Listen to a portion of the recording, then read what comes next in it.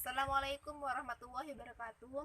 Saya Novita Sari dari kelompok 3 mata kuliah Politik Ekonomi Islam yang diampu oleh Bapak Fakih Ali Syariatim. Topik yang saya jelaskan mengenai sumber-sumber ekonomi 1 atau politik ekonomi 1. Submateri yang saya akan bahas ada 4. Yang pertama itu tentang pertanian, yang kedua tentang kesalahan teori kepemilikan tanah, yang ketiga cara mengatasi bahaya feodalisme, yang keempat hukum-hukum pertahanan. Yang pertama, saya akan menjelaskan mengenai pertanian. Pertanian adalah mata pencaharian pokok orang pedesaan. Fokus utama orang pedesaan adalah pada pertanian karena pertanian merupakan sektor ekonomi yang paling menonjol. Pembangunan pertanian ke depan diarahkan pada pertanian modern, ekologis, dan konservatif. Salah satu konsep pertanian ekologis dan konservatif yaitu pertanian pada sistem modern, ekologis, dan keberlanjutan. Pada sistem pertanian modern itu mengintegrasikan teknologi yang maju, yang adaptif, yang efisien, dan yang produktif, dan pelestarian lingkungan, dan menjamin sumber daya lahan pertanian demi keberlangsungan sistem produksi. Sedangkan sistem pertanian berlanjutan itu kembali pada alam, yaitu tidak merusak lingkungan dan menyeimbangkan dengan lingkungan, atau yang dikenal dengan pertanian yang tunduk dan patuh pada kaidah-kaidah alamiah. Yang kedua, saya akan menjelaskan mengenai kesalahan teori kepemilikan tanah. Hak-hak perseorangan atas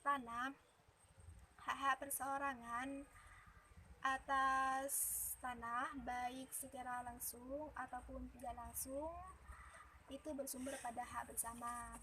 Oleh karena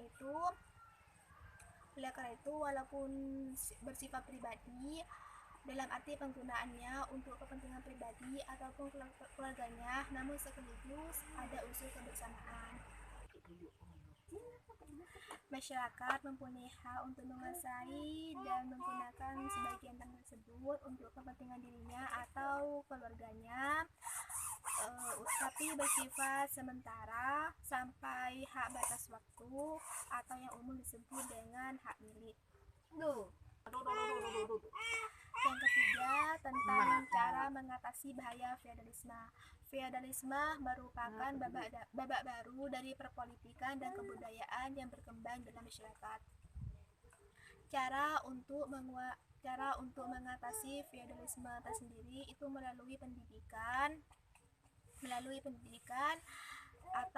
dan menetapkan undang-undang untuk menghapus feodalisme itu sendiri. Sedangkan untuk menghapus feodalisme di lingkungan masyarakat itu bisa mengikuti langkah-langkah budaya atau strategi kebudayaan. Pendidikan anti feodalisme dimulai dari pernyataan bahwa semua orang itu sama. Dalam arti sama di sini maksudnya setiap orang itu wajib dihormati, baik yang berstatus tinggi maupun yang rendah. Jadi artinya kita harus menyamakan antara orang yang berstatus tinggi ataupun rendah, tidak membeda-bedakan antara yang berstatus tinggi maupun yang rendah.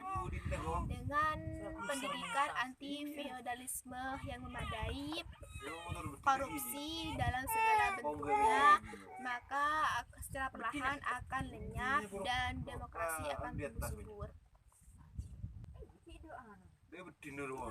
Yang terakhir, mengenai hukum pertahanan.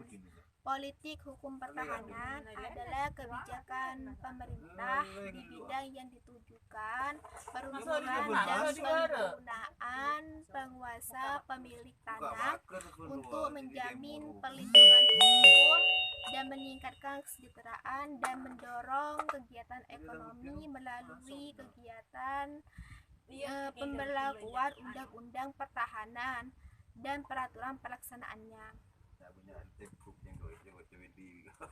Secara umum, politik pertahanan ditujukan untuk menjamin keadilan bagi semua orang.